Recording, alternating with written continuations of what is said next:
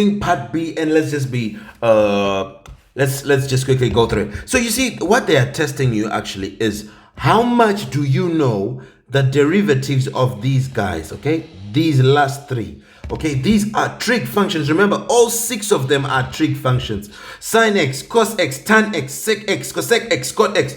All 6 are trig, but you normally know the first 3. But these last 3 are also there, and because your level of knowledge is growing, you have to grow with it. So you must know these derivatives. Practice the common derivatives table. It's so important to you, okay? They are checking how much you know it right now. So let's go and use it, and let's do it. Now, although I've told you the derivatives of these guys, I should tell you where they came from, how they are, what they each mean. You should know that 1 over sine x would give you cosec x. I mean, you'd think that 1 over sine is sec, because both of them are starting with an s, but no. Okay, sec x is actually 1 over cos x. Okay, they start with different letters, I know, but this is going to be sec x. Okay, remember that. Okay, never forget it. That's how I remembered it for many years. 1 over tan x then will become cot x. So cot x is 1 over tan x. So now we know what each of them are.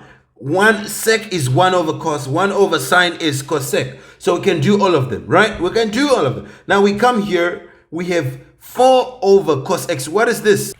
I never want you to be confused by these numbers that you see on top of fractions, just like we did for trig limits you saw. This 4 doesn't mean anything to us. We can take him out. So we can say here that y is 4 is multiplying 1 over cos x, okay?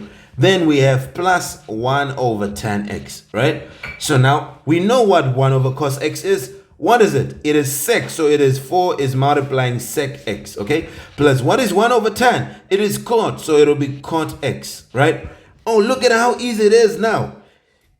Can't we find derivatives? Oh, yes, we can. So let's go ahead and let's find them. We can now say y prime then would be, did I say y prime in the last question? Yeah. dy, I say dy dx. No, we should say y prime. They want y prime, okay, which is still dy dx. It's whatever the same. So now we'll say, what is y prime now? I have to differentiate each of this. So it is going to be 4 is just a constant. When you have a number that is multiplying, it doesn't affect your derivative. It just comes back, okay? But if it was adding, then you differentiate it to nothing. But when it's multiplying, it comes back. Then let's multiply. What is the derivative of sec? Remember, the derivative of tan is sec squared, but the derivative of sec is sec x tan x, okay? Then plus, what is the derivative of cot? It is negative cosec squared, okay? Then what would you have it as? 4 times sec x tan x is going to be 4 sec x tan x. Then plus minus just becomes minus cosec squared x. This is going to be our final solution, and we are done. How easy is this? Oh, this is so easy, okay? We could have gone the long way of trying to make this one fraction. We could have done that, but unnecessary for us since we know what each means. And this is going to be your final solution, and you are done.